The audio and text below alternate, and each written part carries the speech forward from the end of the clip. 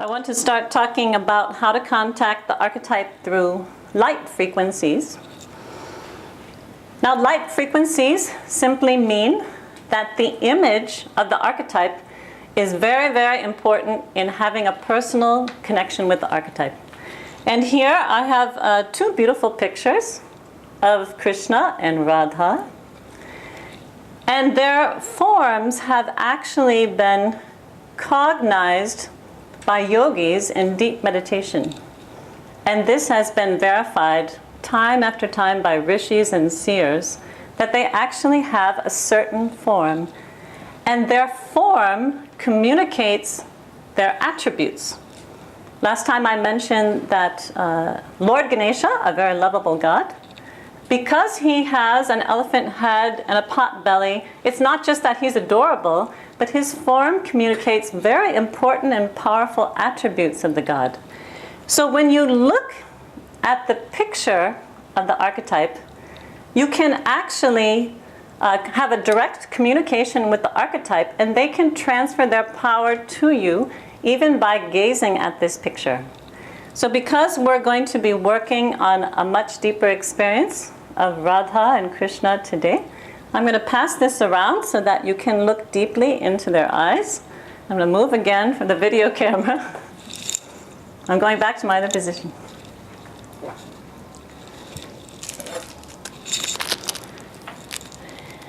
Now, based on light frequencies again, you can also contact an archetype through a yantra, which is the visual diagram of the archetype. The diagram here is for Krishna, and this diagram literally is the embodiment of his form in a geometrical design. And this yantra locks in the energy of Krishna so that if you keep this in your home, his energy is constantly pervading your home, your environment, and your family all throughout the day.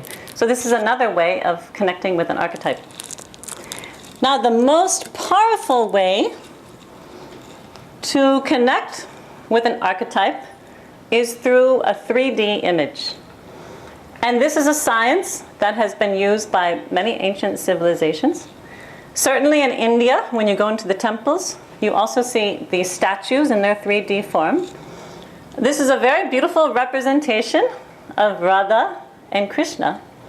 And later on, I'm going to be teaching you a very simple daily ritual that would only take no more than a few seconds, actually, that you can perform with this statue that will call out the power of this divine couple to initiate you into the secrets of unconditional love and how to create an effect without a cause, which Dr. Pillai calls effortless creation.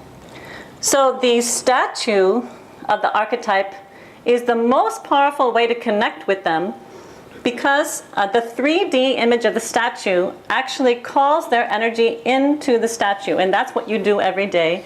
When you connect with your statue, do a ritual to the statue, you are empowering the statue more and more to become alive and to become very real in your life. Okay, I'm moving. One more time. Tell me when you're ready.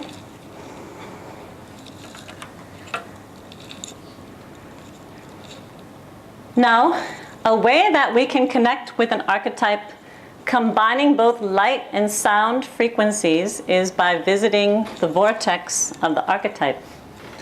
And those of you that came with us on our recent trip to India, I know many of you had a very powerful experience in the inner chamber of some of the gods that we visited on the trip. And I'll just tell you one brief story that was a very heartwarming example of a connection with an archetype.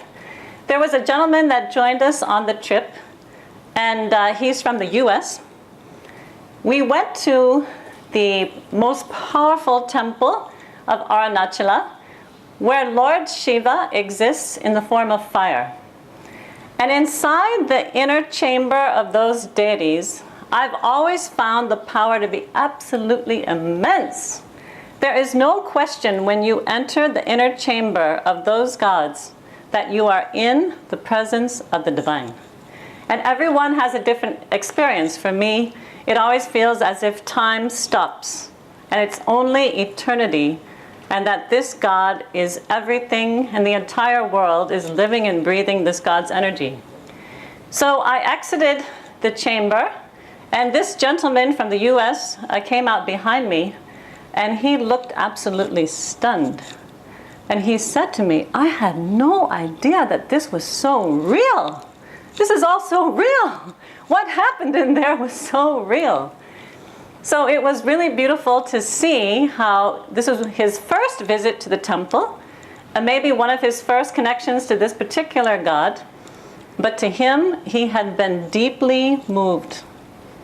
And that transformation would likely remain with him forever. As the gentleman shared his story, that he had a beautiful experience of bliss walking around the Makaro temple. That bliss is still with him. What happens? The archetype actually gets into your body and can transform you completely from the inside out. And the process is ongoing, which I'll share more about a little bit later. But just to cover a few more basic points here. Beyond quantum sounds and images, statues, pictures, the most important secret in connecting with an archetype and having a personal relationship where, like the lady shared with me yesterday, her life was saved, is through your emotions. And this is an incredibly powerful point, because your intellect or your mind is not helpful almost at all in connecting with archetypes.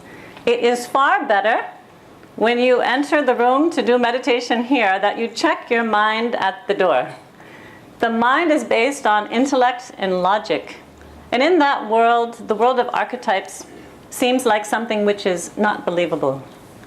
However, if you can leave your mind, or at least your lower mind, in another area away from you, and simply get into your heart chakra, or your heart center, and connect with the archetype out of pure love, you will see that very quickly you can have an incredibly powerful experience of the archetype coming to you, because the archetype is called to you through your emotions.